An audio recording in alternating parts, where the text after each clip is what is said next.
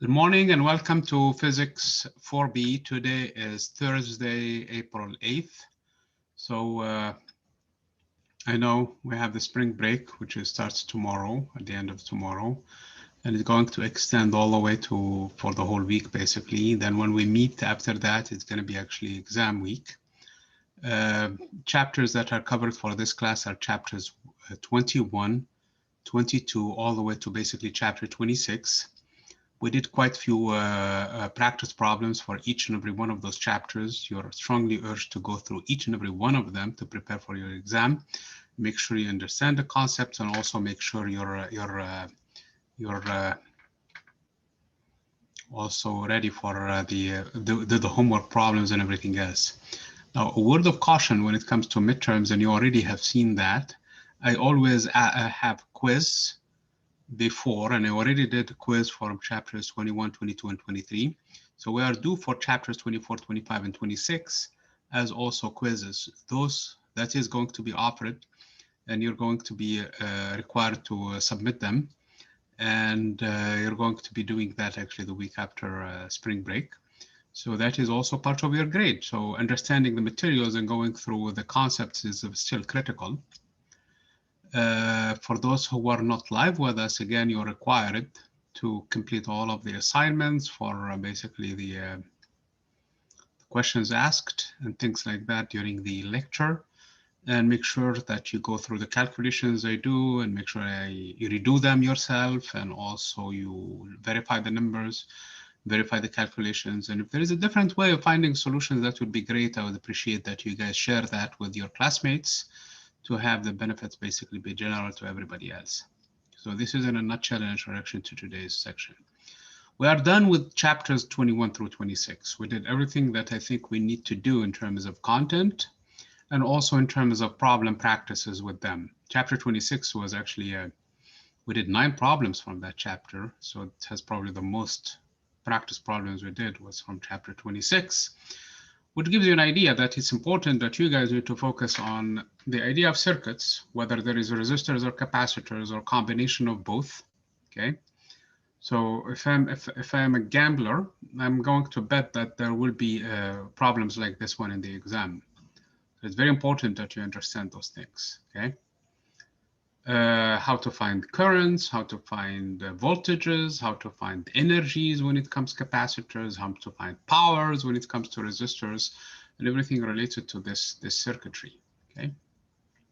Another thing of importance also is the electric field distribution, how to find the electric field. For example, if I know the charge distribution, how to find the electrical potential and the relationship between the potential and the electric field. That is also from the first part. So that is also another bet that you will probably have something related to that in an exam.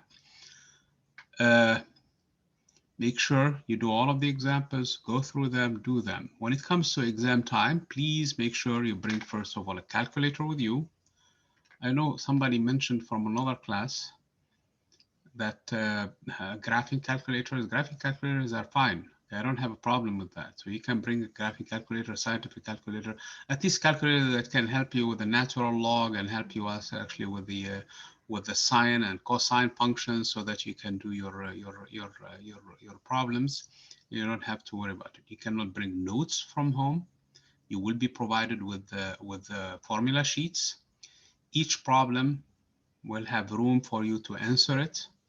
And in addition to that, you will be given scratch paper where you're going to put your name on the scratch paper, and you're going to submit it also as part of the materials in here. The reason why is because I need to go when I'm grading your materials to go through your work and see if somehow you can get extra credit for showing your work in here and probably having made a mistake somewhere in the calculation that basically propagated throughout the entire problem and ended up with almost everything else incorrect because of one step, especially if it's the first step that was wrong. So this is in a nutshell how this is working. And there was a communication yesterday from the dean, which I'm going to share with you, basically related to the how we're going to show up on campus. When are you going to show up on campus, and so on and so forth, okay, on the week after. Next, after the spring break, once you come into a classroom, you will be given a bag with materials to take with you home. Okay, the bag will have in it a magnet. It will have with it also a 32 gauge wire. I think it's about 1 meter or 2 meter long. I don't remember exactly how long, but it's going to be about 1 meter to 2 meters long gauge wire. You will also be given a battery holder, and you will actually be given batteries. Okay, the purpose of which is you're going to build your own motor. Part of a lab that is coming very soon is you're going to be building a motor, an electrical motor, and you're testing the theory for that. And you're going to build it and share the video of how you built it and how it went and everything else, okay?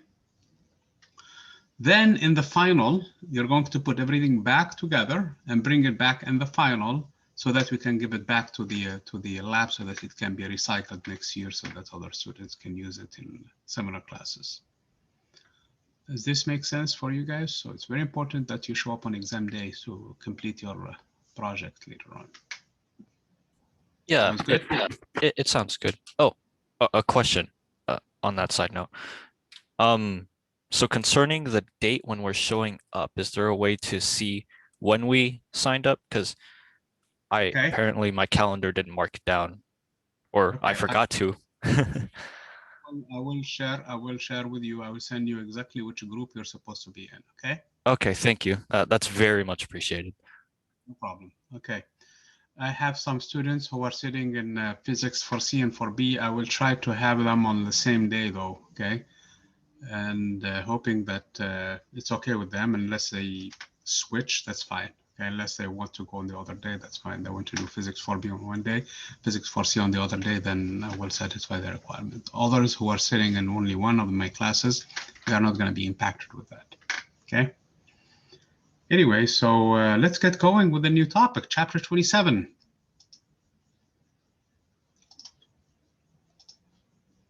Okay, so basically this chapter is not part of exam 1, so it's part of exam 2 and part of the final too. It's very important, okay, that you guys need to, I'll try to make it a little bit light, but probably we'll have, I mean, we're going to come back to the same ideas later on, but in terms of applications, no. So imagine with me, you have a magnet, and I think all of you must have had magnets one time or the other, or probably still have them, like me, and here I have a bunch of them, okay? And you would want to understand, first of all, magnetism. All of these are magnets. These are super strong ones, the one on top in here, okay? You would want to understand how magnetism works. That's the key in here. There is a magnet in here. Yeah.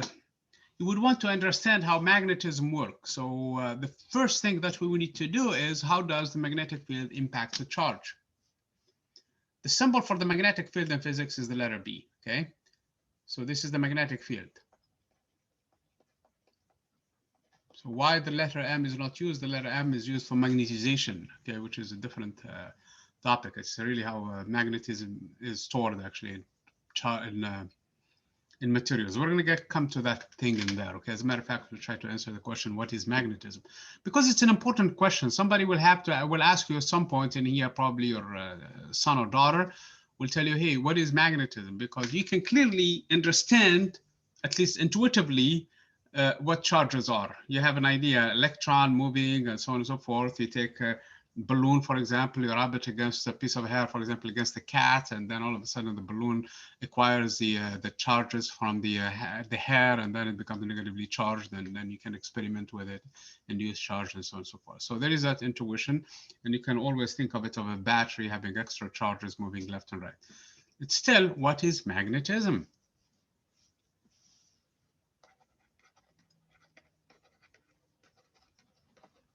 And let me fill you in on a secret, okay?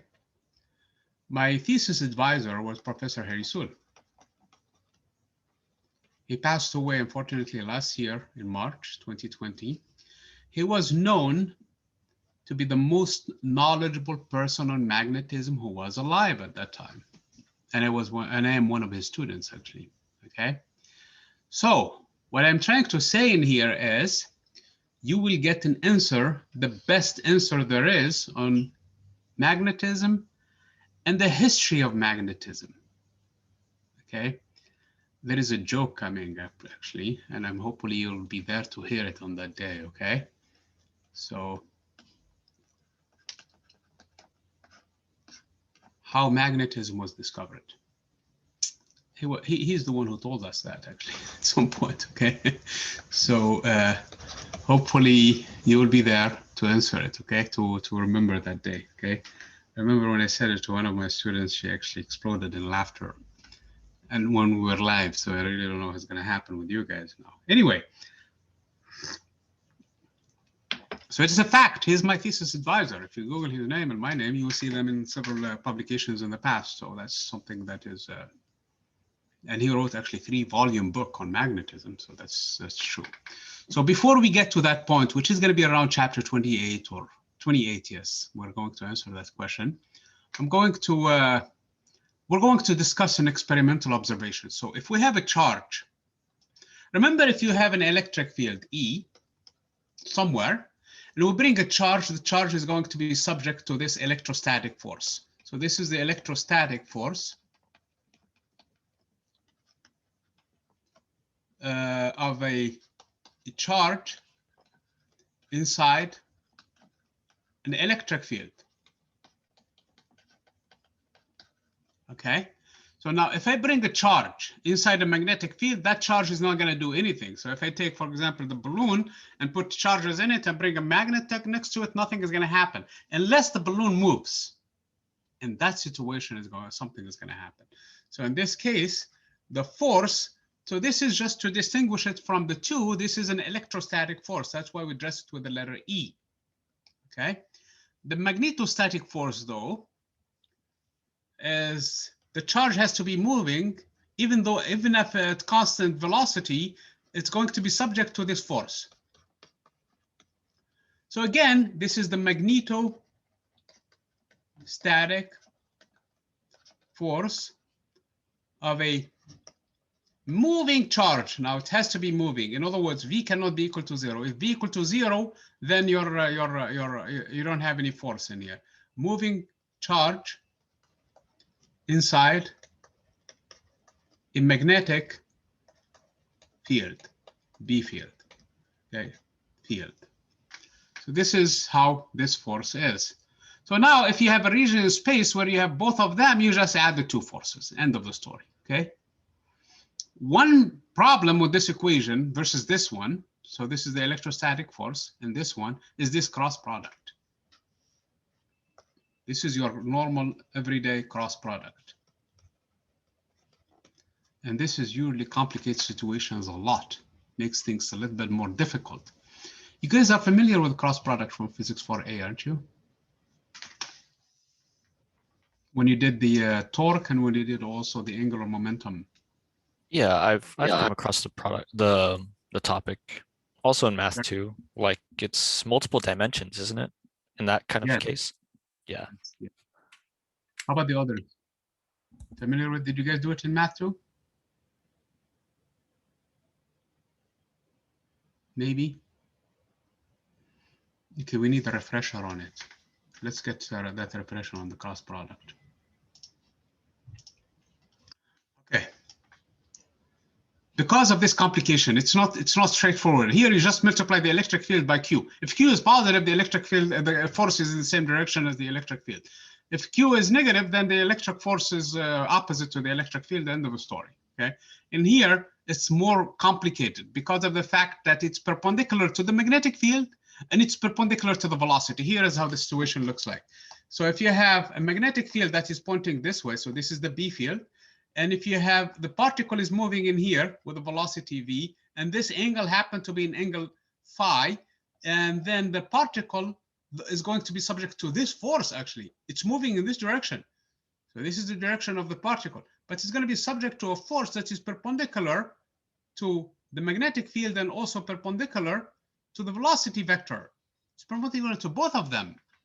That is really how that is. If you are curious trying to find its magnitude from the dot product, from the cross product, I'm sorry, it's QVB times the sine of that angle, sine of the angle phi. And this angle phi better be in this direction, as a matter of fact, in here. It's the angle phi is the angle sustained by the vectors v and b in this order. Not b and v, it's v and b. Meaning the direction matter because the sine function is an odd function. And like when we did the dot product we use a cosine, and the cosine doesn't matter which way you calculate the angle. Is it this way or the other way? The cosine is an even function. The sine function is an odd function. As a matter of fact, if I do the other way product, it's not going to be the same. It's going to be a negative number. So here is in general the cross product. If I have a vector A, and I want to cross it with a vector B, I'm going to end up with a new vector C. So from the get-go, this is different than the dot product. If I dot product the vector A with the vector B, I'm going to end up with a scalar, with a number. That number could be positive or negative, it doesn't matter, but it's a number, it's a scalar, okay? It could be integer, it could be non-integer. It's just a scalar in here. The value of this scalar is actually A times B times cosine of the angle between both of them. Let's take it phi in this case. So if you calculate B times A, it's going to be the angle between B and A, and that is actually negative phi, and cosine of negative phi is the same as cosine of phi, because this is an even function. The cosine is an even function. It doesn't care which side of the argument is. So that means that the dot product is the same whichever order I take it. The cross product though matters because of that's the property of the sign. In other words, A, when I cross B to it, B cross A is not the same as A cross B. As a matter of fact, this is equal to minus C because the sign function is an odd function, so its sign changes. If you flip the sign from pi to negative phi, this is equal to negative sign. So everything is the same except this one becomes a negative. And so that's one thing. The other thing also, if I cross product two vectors, I will get a vector. So this is called an inner product, actually. The reason why it's an inner product is because you end up with a new vector. Sometimes it's referred to as a vector product. Whereas this one is an outer product. If you dot a vector with another vector, you're going to end up with a non-vector. You're going to end up with a scalar number. That is not a vector. So this has a direction, this has a direction, but the result has no direction. It's just a number, just like temperature. Okay? Whereas in this case, you cross product two vectors, you end up with a new vector.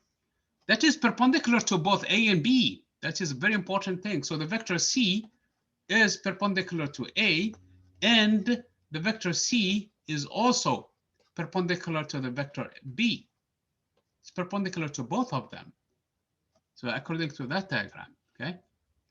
In other words, if I dot C with this cross product, if I dot A with C, I will end up with 0. A times C is going to be A times C times cosine of the angle between them, and the angle between them is 90 degrees. And 90 degrees is, cosine of 90 degrees is 0. So no matter how big A and how big C is, it's always 0. Same thing, if I dot B times C, that is the same result, because B also is perpendicular to C. So it involves, in that case, B times C times cosine of still 90 degrees. So it's going to be 0 also, okay? So that is an important property of the cross product, the fact that it's always perpendicular to its own components. In other words, this vector F, the magnetic field force and magnetostatic force in this case, is perpendicular both to the direction of motion, V, and also to the magnetic field itself, okay? Of course, I can't say anything about direction because there is a direction in here for the cross product, the dot product. The dot product is just the energy, basically, when it comes to multiplying force and displacement, okay? Or force times power. Force times velocity is just the power, okay? So But in this case, we're ending up with a force by crossing both V and B. Obviously, we have the scaling factor in here. The direction of the force in here is assuming that Q is positive. If Q is negative, the force actually is going to be pointing down. This is for Q is less than 0. The force is going to be opposite, but it's still perpendicular to both of them. All that Q does is changes the direction from up to down. You can use the right-hand rule to find the cross product. Here is how the right-hand rule works. Take A as being your thumb.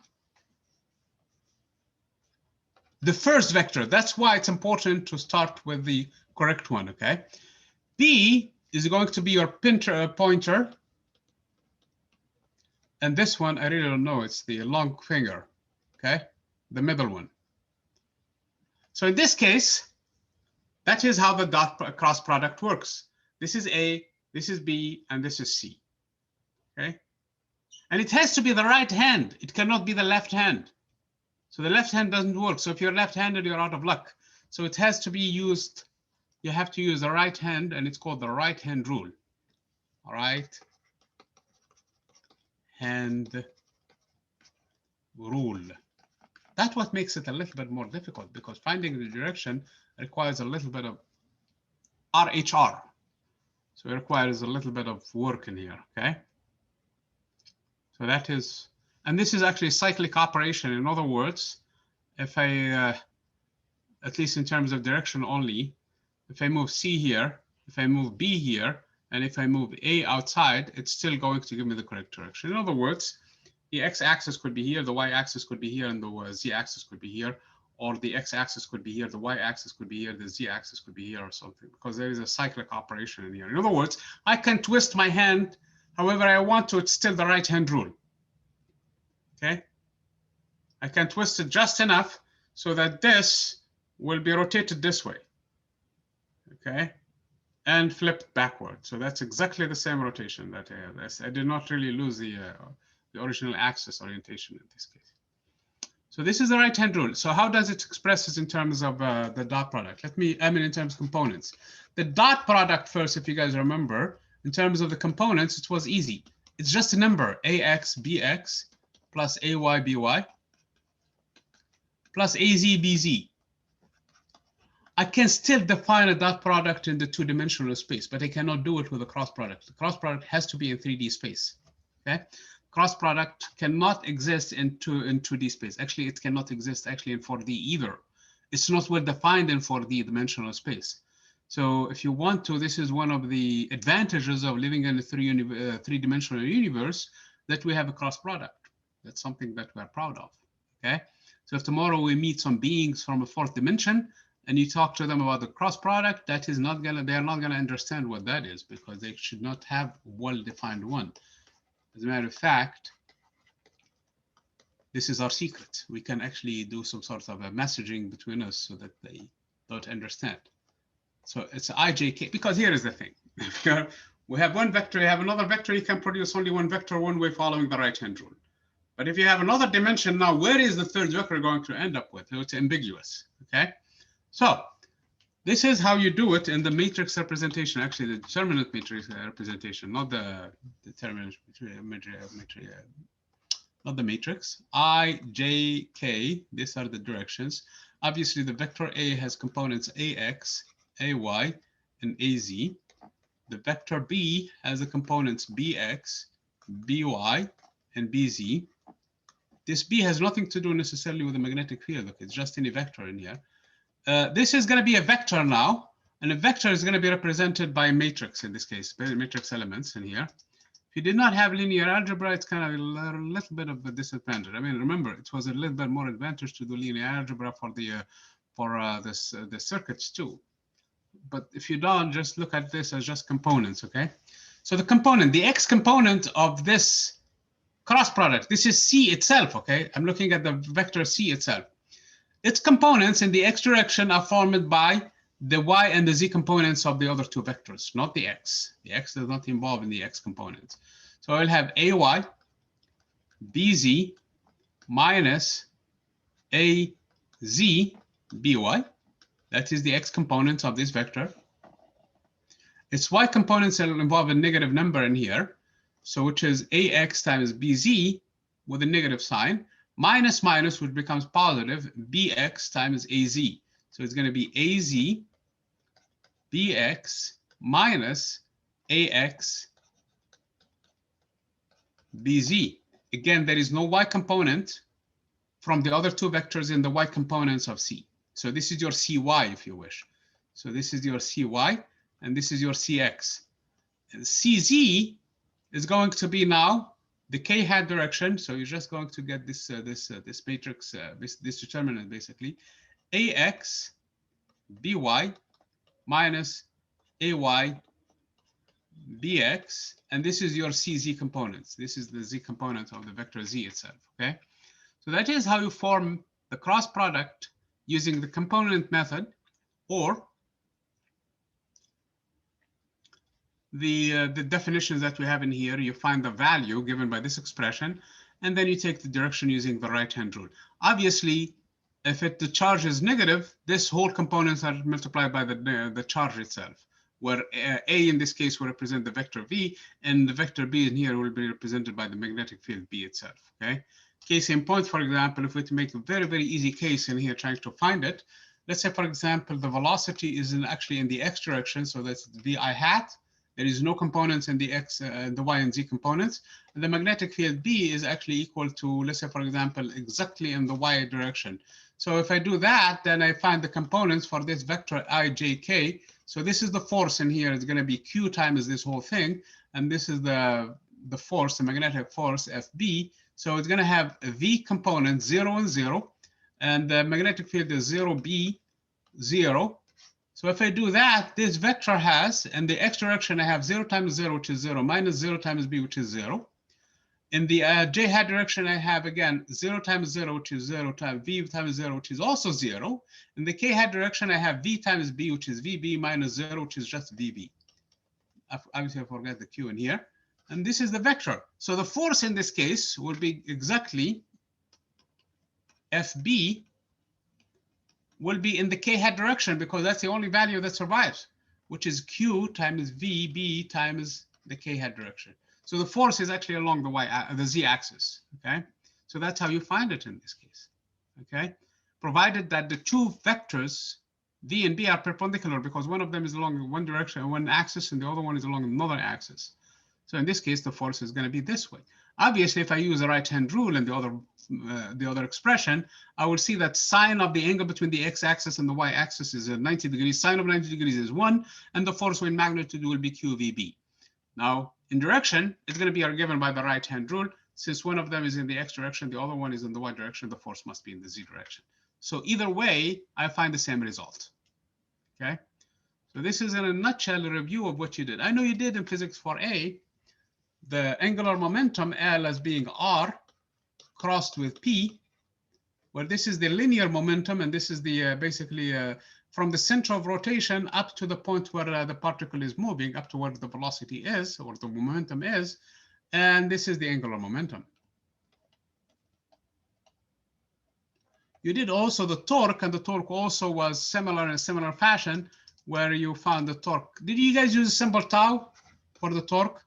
Was equal to R crossed with the force itself. So this is what's called the force moment, or the moment of the force, or the torque, whichever way you want it. So this is from the center of rotation up to the point of application of the force.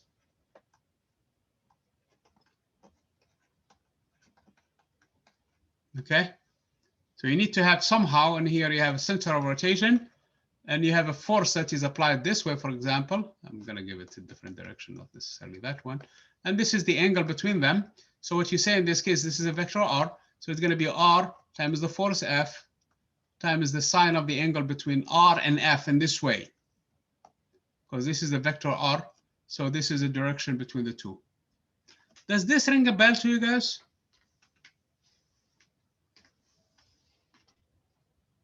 From 4A?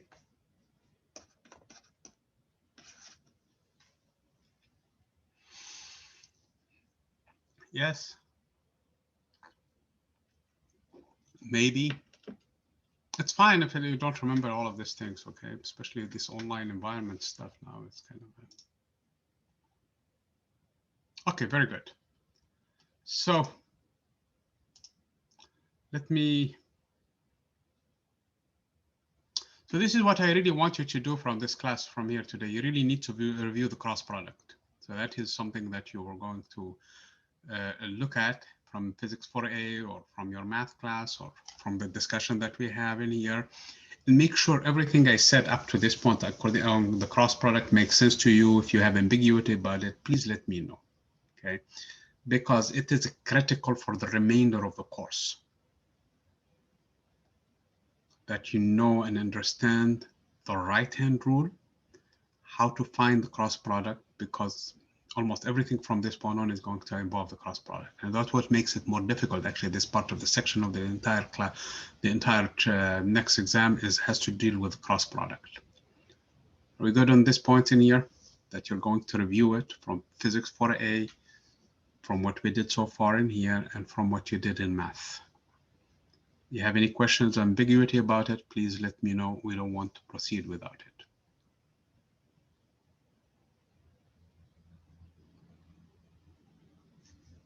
Good.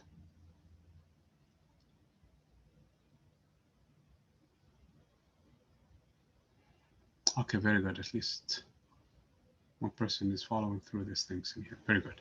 So I'm going to continue with this discussion. So here is the story now. If a particle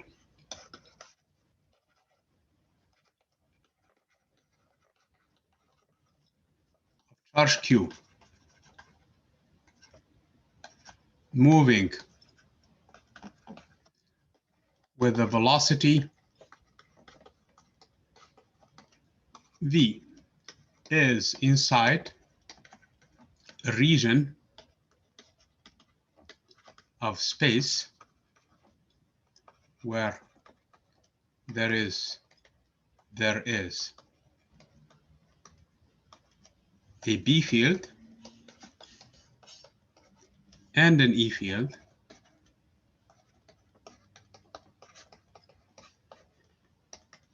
then it's going to be subject to the following force, which is the sum just of the two forces. That's it. Because those are two independent phenomena. So the force then, in this case, which is sometimes called the electromagnetic force, is going to be given by Q times E. This is apart from the electric field, plus V cross B, and that is due to the magnetic field. End of the story. So this is called the Lorentz force. It's an essential equation that we have to use. We've been dealing so far with QE, that's all.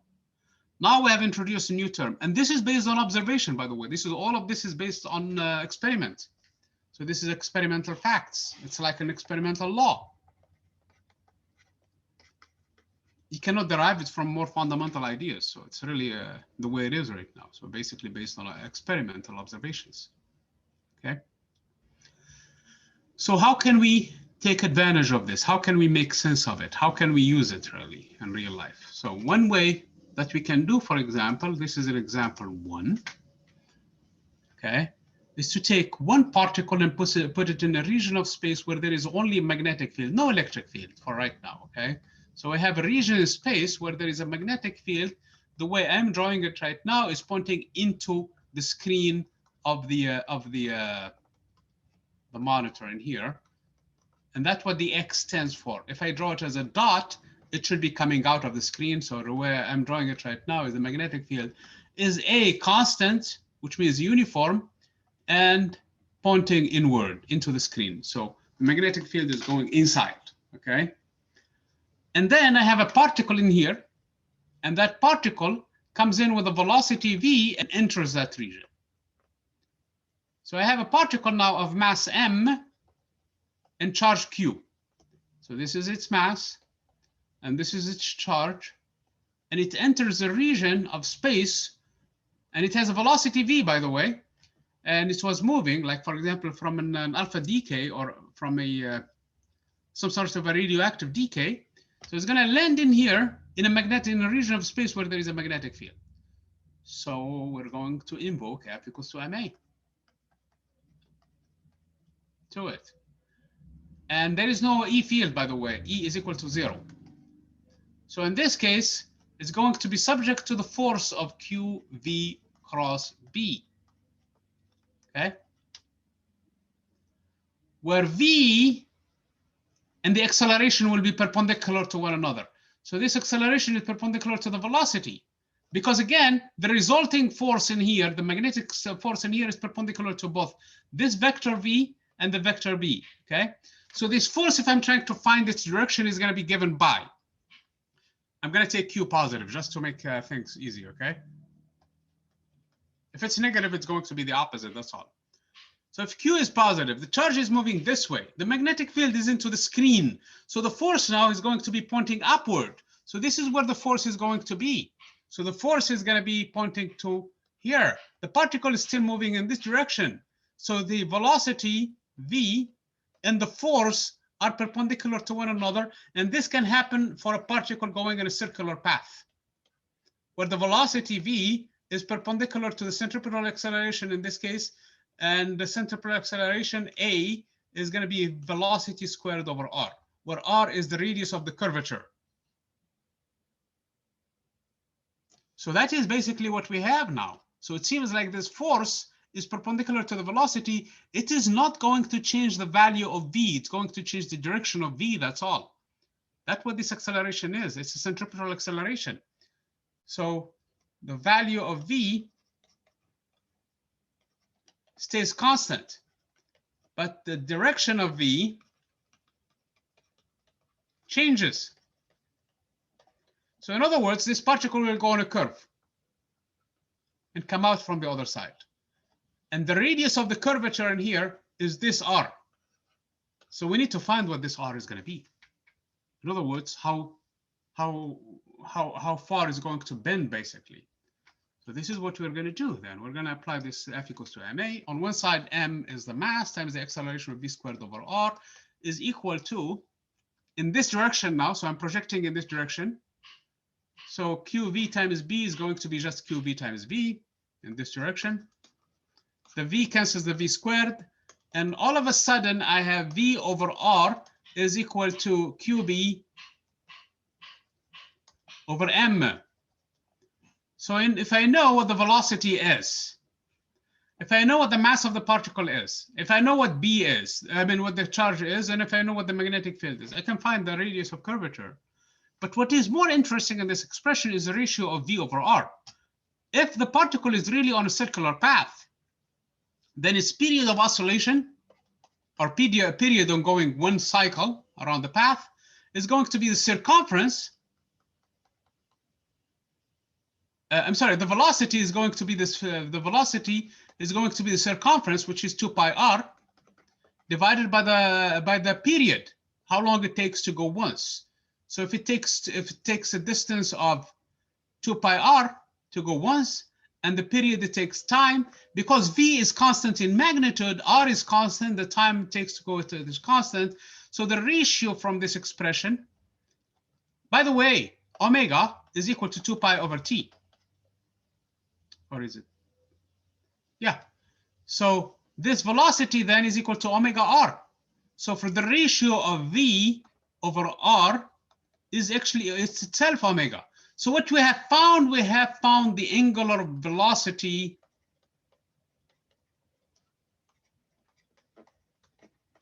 of the circular path.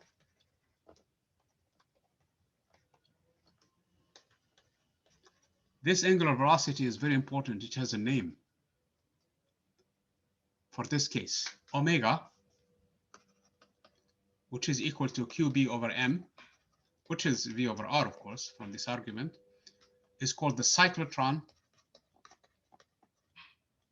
frequency. We're going to come back to this one through in a problem that we're going to be doing. So basically, Lorentz in the 1930s, I believe, and his teammate, they were working on an experiment where they put charged particle inside an electric field region, and they pushed the charge with the electric field inside a magnetic field region. The magnetic field bent the path of the particle just enough so that it emerges from the other side. So what they did, they changed the electric field, the polarity of it, so that the particle is accelerated actually in the other region, in the other side. And they placed another magnetic field on the other side too. So now the other magnetic field will bend the particle in the opposite direction. And as it bends, it comes out, they changed again the sign of the electric field so that the particle now is accelerated still this way, without really adding more value to the electric field, without adding more potential. They started with a fixed potential, so it's still the same. As long as you flip the polarity of the potential back and forth with this frequency, you're going to achieve tremendous velocity, because each time it goes around, it's going to be accelerated down. The magnetic field does not accelerate it, but just bend it enough so that it can measure from the other side and it's accelerated. So this is actually a cyclotron, the first nuclear accelerator ever invented, which uses this property. As long as you're fast enough to change the polarity with this frequency. If it is a proton, you must use the mass of the proton, and you must use the charge of the proton, and the magnetic field is what you have in the magnetic field. So you know what the frequency needs to be. So if you can do that, you can use it as a nuclear accelerator. So this is going to be part of a problem that really was the first nuclear accelerator. Nowadays, we use all kinds of other nuclear accelerators. Beta-trans, for example, is another type, or linear accelerator, which is another type. When I was in the Midwest, I went with my students to one of them in a facility that was using acceleration, using actually linear accelerators, and it was a lot of fun. Actually, we still have pictures from that trip. Anyway, it was the Fermi Lab, by the way, in Chicago. I think if this Corona goes away, I'm hoping that we can do the same thing in here. We have a lot of places that we can do and go to. Okay. Anyway, so this is one of the applications for it. So this is the cyclotron frequency. Let's go back into a region of space where we actually have both electric field and magnetic field, that is. So here is the device that we're going to think of. So what I have in a region of space, I have in here a region, two plates, a plate that is positively charged and a plate that is negatively charged. So this is plate positive and this is a negative plate. So in other words, I have in this region an electric field draining from positive to negative. We have seen that in the case of capacitor and other phenomena. Okay. So we have an electric field in this region. And if I were to throw charged particles in here, Q, let's take Q positive just for the sake of argument, protons, for example. Okay. And if the protons happen to come in here, they will be under this force, which is just Q times E. So they will be actually falling down in a path that is actually a parabolic path, which is just a projectile motion, depending on how fast they were moving. If they're moving too fast, they will land too far. I can find their range. And if they're moving too slow, they will land very close from this point. So there is no mystery in this one. You can solve it. You can find how far they will fall, and they will be collected on the lower plate if they are positively charged. If they are negatively charged, they will be collected actually on the upper plate. Okay, no mystery in this situation. What I'm going to do in here, I'm going to take this entire region and put it inside a magnetic field, actually.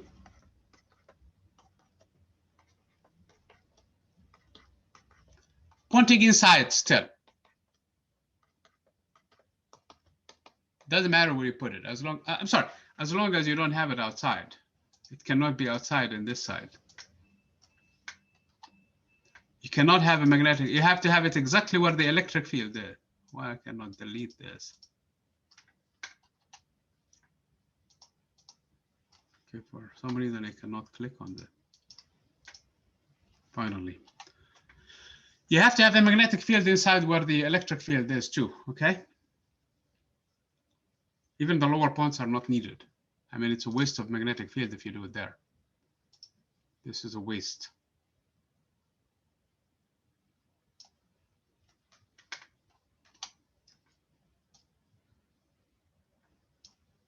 Oh man, I did not collect even the last one.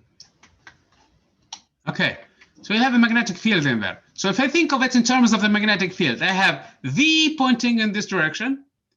I have the magnetic field inside the screen. So the magnetic force now will be opposite to that. So if the This is how the direction of the magnetic force in this case. So it's going to be Q times V crossed with B. In magnitude is actually equal to QVB, okay? Pointing upward. The electrostatic force, though, the electrostatic force, though, will be pointing inward. And it's going to be Q times E in magnitude, okay? Now, here is what's going on. If I look at the one particular mass, and here, if I don't have the electric field, if I kill the current or the voltage that created this magnetic field, this electric field, then in this situation, what's going to happen is that the particles will follow a similar path to the first one, except that they will be falling upward. That's all, depending on how fast they are moving. If they're moving too fast, again, they're going to fall very far in the range. If they're moving too slow, their range is very close from here. So that's basically what's going to happen in this situation. But if I turn both of them in the same time, then this charge, each charge will be subject to this force, which is going to be Q times E plus V cross B. Obviously, if I project this one in any direction, it doesn't matter. Let's take it in the positive direction this way along the magnetic field. So this is the positive direction and the y direction for the force. So the force will be equal to Q times VB minus E, because E is negative and VB is positive. Here is what's going to happen. If a particle is moving slow, the force is negative. That means VB is less than E. Then the force, the particle, if it's moving too slow, is going to end up in the lower plate. So this is where the slow particles will be collected. Slow charges. They will be collected in the lower plate. If the particles are moving fast, this term will be bigger than this one, and the particles actually will be collected in the upper plate. So this is for the fast particles or fast charges. However, there is a certain group of charges that they will not be collected on top of the upper plate or the lower plate, and those are the ones so that this number is exactly 0. They will not be subject to a force in the lower end or the upper end, and they will actually sail through completely unimpeded. And those where this term is actually equal to 0, meaning their velocity is exactly E over B.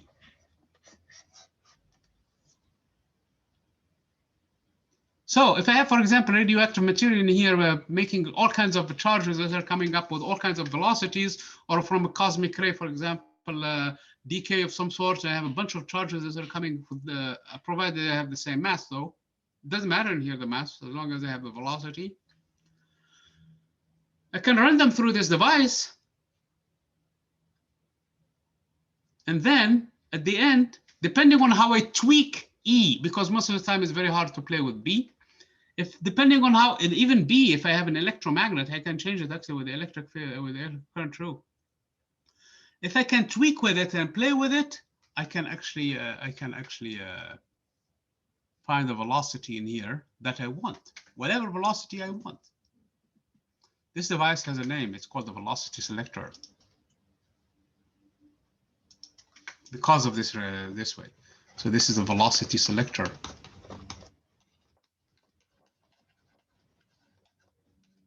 You can take it with you wherever you want to, and if you really want to have a velocity, all you have to do is just play with the electric field or the magnetic field so that the ratio is exactly what you want. Once you find it, that is your velocity with which these particles are moving. The ones at least that emerge from this, because the others, the too slow are collected in the bottom, and the too fast are collected at the top, and you're done with them. So you don't. The end in there is what you need to have there. This actually idea was taken advantage of by J.J. Thomson himself. This is what J.J. Thomson did. Actually, he took this idea.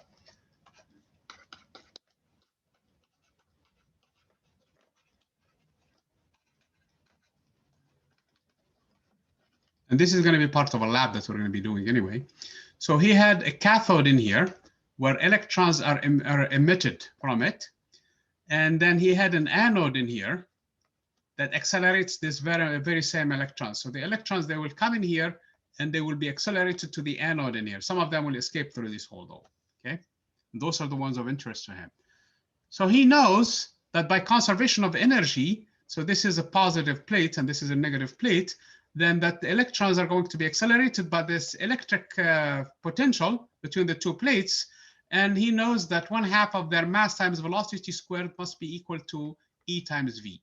Okay, so these are electrons. So the mass of the electrons and the charge of the electrons. At that time, we knew about the, or at least we had data about the electric charge, but we have no idea what was the mass of the electrons. We don't know. Are they heavy particles, light particles? We don't know. Millikan has shown that their electric charge is equal to 1.602 times 10 to the negative 19 coulombs. So we know their charge, but we don't know what their mass is. But this device now enabled us to do that. So what he did is he ran them through this region in space. Let's just draw it the same way we drew it earlier, where there is an electric field in here, E, and there is a magnetic field in here, B, and he collected them actually on a fluorescent screen. When they are impacted, the fluorescent screen is impacted by electrons, it's going to light, actually. You can see the light on it. That was the first type of screens actually used for monitors, for TVs and for actually computer monitors, okay? They were fluorescent screens. That's where they were monochromatic, basically only one color, either a green color or yellow color at that time, at least until we have a new technology to have different kinds of screens. So this experiment was done in the 1900s something, I forgot the exact date, but that's basically when it was done. So now, if you make it too slow, you know how much the velocity is in here. You need to tweak this ratio so that you will see an impact in here. So you see them exactly being collected in here. You make the ratio E over B too large, and then you will see no impact in here. You make it too small and you will see no impact in here. You make it just the right amount so that this V is the same as that V, then you will see the impact in there. So now you have two ways of finding V, this way and the other way. So all you have to do is equate this one in there. So what you will end up with is 1/2 times mass times this number squared, which is E squared over B squared, is equal to E times V. And from here, you can find what this ratio of electric charge over mass of the electron is going to be. So you're going to find E over M to being equal to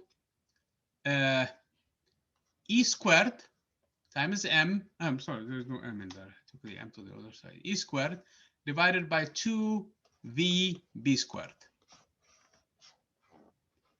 Obviously, the V, he has it in here. That is what accelerated to begin with. You make this V higher, you need to tweak this ratio differently. Otherwise, you're not going to see the impact in here on the fluorescent screen. Okay? Because the velocity has changed. They're moving faster if you increase the voltage in here. Okay? They're moving faster, you need to make either E bigger or B smaller. Okay? To make sure that they're collected again. Otherwise, they're falling in the bottom or falling on the top. You're not getting them. Okay? So now you have the correct ratio. Since we know the charge, we can use this experiment actually to find what M is. M turned out to be 9.1 times 10 to the negative 31 kilograms. Can you imagine how amazing that is? With this kind of simple ideas. Millikan actually has a SMART 2 experiment where he actually did suspended basically charged particles inside fluids, and he theorized that the viscosity in this case is exactly compensated for by this electrostatic force. So he kept on measuring basically the necessary force and viscosity in here that is necessary to compensate for this electrostatic force, and he found that there is a ratio of charge, because he knew about Coulomb's law, that there is a ratio of charge. He took a lot of data, Until now, his notes are preserved in museums. He took a lot of data. And basically, he found that that charge is always a multiple number of this one. So he theorized that this charge is the fundamental charge, E. There is no charge less than this one. You plug that into that of this expression, and now you have M. So you know the charge in the mass of the electron. Of course, the theory at that time, and I know we're diverging a little bit, is that the atom must have this electron. At that time, we were even fuzzy on this one. It was Thomson actually suggested that there is some sort of a dose structure, basically, where the negative charge is in here, and the negative charge is this number, okay, which has this mass, and basically that is the negative charge, and there is a positive charge that must be exactly the positive of this number to compensate for that, okay? To compensate of the, otherwise the atoms will be electrical, and they're electrically charged, and they are not, they are neutral. So there must be a positive charge, which was called the proton. So the proton, now we wanted to do the same experiment with it to see how much its mass is. There was a problem, big time, okay? For example, for the case of the hydrogen, we know what the ratio of the mass to charge is. For helium, which is supposed to have 2 protons in it, the ratio is not correct. It's a lot smaller than what it should be. So we needed something else to compensate for this one. That's why the hypothesis for the existence of the neutron was made, later on confirmed by other processes. See how these elementary particles were discovered just by simple ideas? Okay. So again, the item of the discussion today has to do with this cross product. It's a big time, and I really want you guys to think of this also, devices and how they are actually being used in here. You have a velocity selector. Using the velocity selector combination with an accelerator in here, accelerating burst particles with an electric field for the charge, all of a sudden you were able to determine the mass of the electron. This is another application of the same stuff. Then you get to another application of the same thing. Let's say, for example, we have a radioactive decay of some sort, or we have a material that we somehow ionize. Let's say, for example, the case of iron. So we have an iron that we know its atomic number Z, and we know exactly how much charge we can get when we ionize it. So we take that material and we run it through a region of magnetic field again. And before we do that, now we need to run it to make sure it has the correct speed. Run it through a velocity selector. So there is a velocity selector.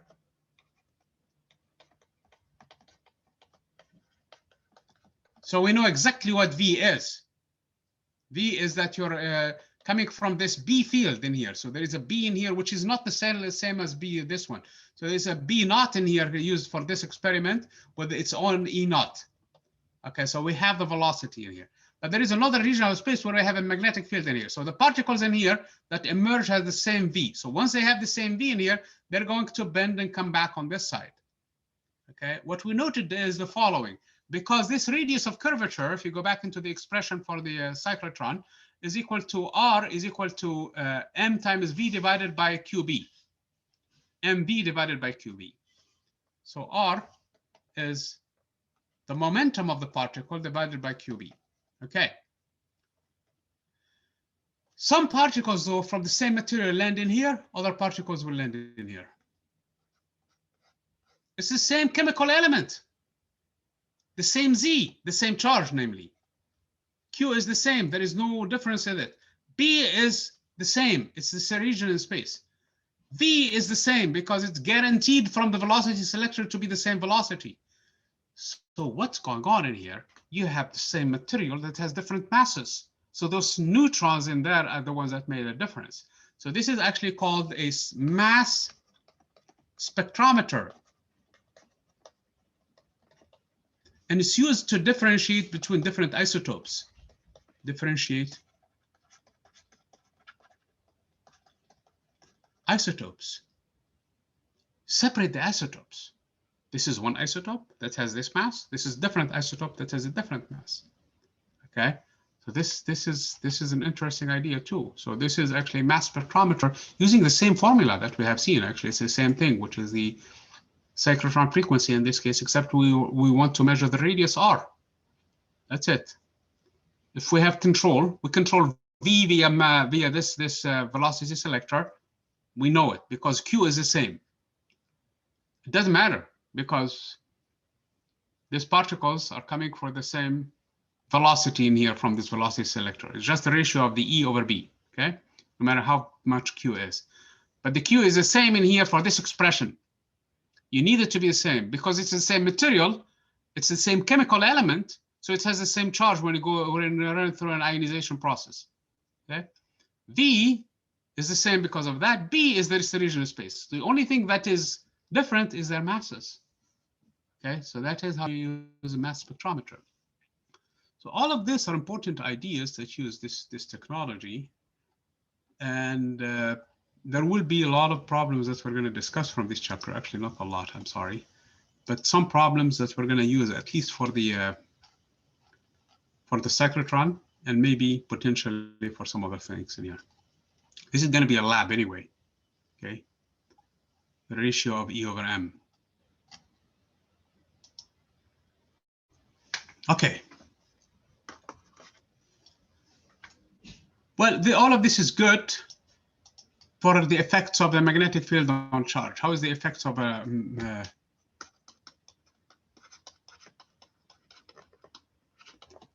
B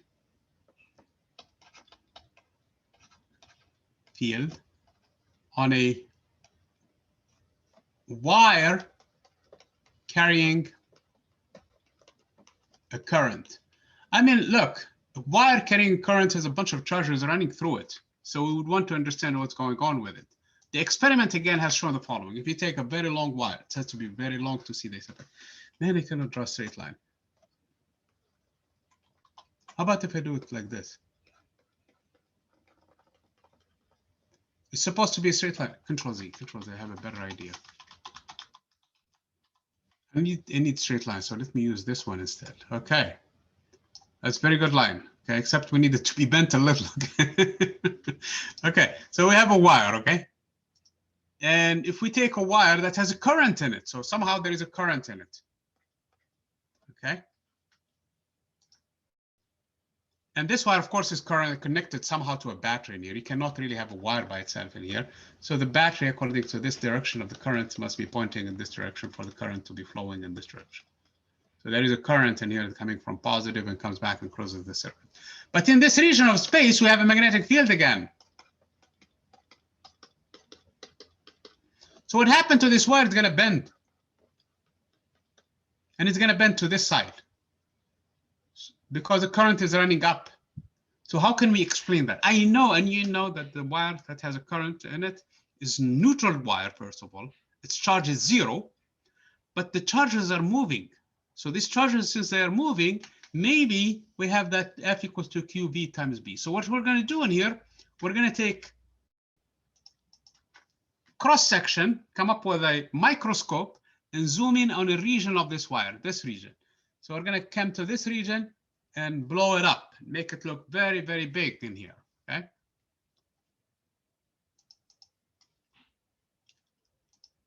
So this is how this region looks like of that wire.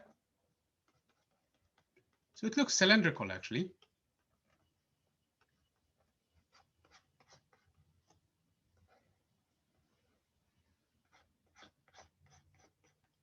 It has cross-section A.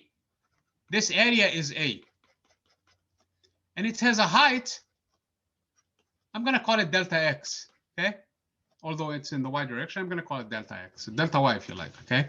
This is how big this section is. Obviously, we're going to sum up through the whole thing and get everything through the entire wire at some point, okay? We know, this is from chapter 25, by the way, this discussion we had, that there are n charge carriers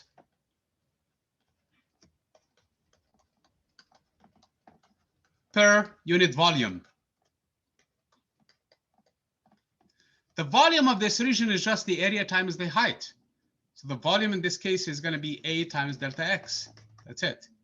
So I have N times this volume. This is the actual number, or delta N if you wish, okay, of the actual number of charges, number of charge carriers. each one of them has a charge q. And each one of them, on average, is drifting with a velocity vd. So I have this many in here, okay? And each one of them, on average, is drifting with the vd velocity. That is how we explain the current in chapter 25. So each one of them is going to be subject to the following force. Remember, the magnetic field is pointing into the screen. So if I take this charge itself, only one charge, not the whole thing, it's going to be subject to this force by itself that is pointing this way. Why? Because V is pointing up and the magnetic field is inside the screen. So the force in this case is going to be on that charge alone, is going to be equal to Q, which is the charge carriers, each one of them is Q, times drift velocity, which is the average velocity with which everybody is moving, times the magnetic field B. So this is the force on one charge. I don't have one charge. In this region and the volume, I have this many charges. So the number of forces on just this element in here of length delta F, delta X is going to be delta F, which is just the number of these charges in that region, which is this many, times the force on each and every one of them, which is going to be QVD times B. Each one of them, because all of them now are going subject to the same force. So now this single element in here of that wire is subject to this force, which is just the sum of all of the forces. So this is the force on that element by itself. Obviously, I'm going to move the delta X to the outside in here and move these things around in here. Okay, this is how this expression look like. The force on that element, delta F of length delta X, is N times A times Q times VD, this number, times delta X times B. Well, this is a current I. This is from chapter 25 again. That's how we define the current, actually. The number of charges times the area times Q times the drift velocity. Okay? If you want to, go back to chapter 25 and you will see that discussion in there. So the value of this force then is the following. It's going to be the current times delta X times B. Obviously, if I go back into my wire, this entire wire is made up of this tiny region plus everything else. And this entire region is inside the magnetic field. So if this entire region has a length L, all I have to do is sum from X equals to 0 all the way to X equal to L. So if this height in here is L, then all I have to do is just multiply by L. So this force now, the total force on the wire now, this is on that tiny segment. Segment, not segment. This is on the wire. Just add everything else. The current is the same, the magnetic field is the same. So the only thing that changes is that delta X, so it's going to be from 0 to L or whatever your integration is the entire length times B. So this is the force on a wire. Let's look at its direction now, which is important. The current is going up. And the magnetic field is going inward. The force from our argument is pointing this way. So what I'm going to say in this case, it's going to be the product of, because this force is pointing this way. That is what the experiment also has shown. That this force is somehow equals to the current that is running times L crossed with B again. And L is taken in the direction of the current. That's all. Where L is the length of the wire. So in general, this is how we're going to write it, as F is equal to I times L crossed with B. So what this force is saying then is the following. This is how it says. The magnitude, first of all, magnitude is simply ILB, okay? Times the sign. The reason why it has no sign in here is because it's not tilted. If the magnetic field and the current are making an angle of some sort, in other words, right now they are perpendicular because the magnetic field is inside the screen and the wire is on the screen. So they are perpendicular no matter how you're going to orient. Even if you tilt the wire one way or the other, it's not going to impact that because it's still on the screen. But if it's in and out of the screen, And it has a component that is when it matters. And that's what the experiment has shown also. So it's going to involve the sine of the angle between them. This angle. But the direction of L, which is important, L points in the direction of I.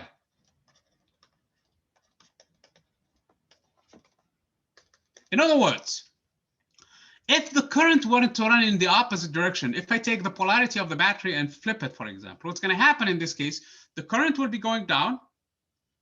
So L is pointing down now. The magnetic field is still pointing into the screen, and the force will be in the opposite direction, and the wire should bend in the opposite direction, and it does.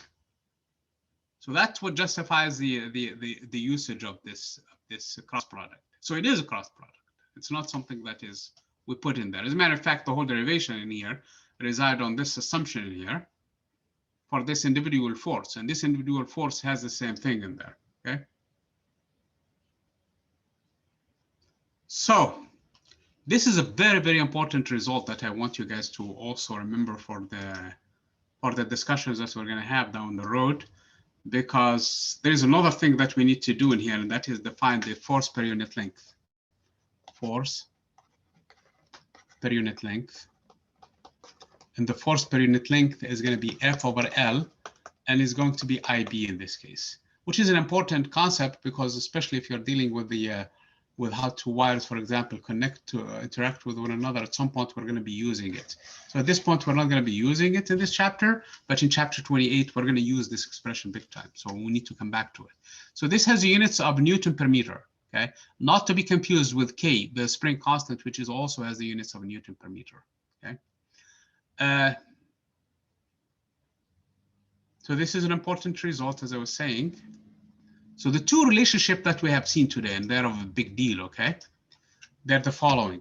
F equals to Q V cross B. For an individual charge, this is a single charge. And we have seen also that F on a wire is equal to IL cross B. This is on a wire. Carrying I, of course, if I is equal to 0, the wire would not bend, okay? There is another important result in here that we really need to get into it, and it's going to be critical for your project for the motors. So I'm going to defer that discussion to after the exam. After the exam, when we come back, we're going to have that discussion because we need the expression for the torque. Okay, as we did the electrical dipole, we're going to do actually the magnetic moment for the for a loop. And we're going to find basically the magnetic moment. We're going to find the torque, and we're going to have that discussion.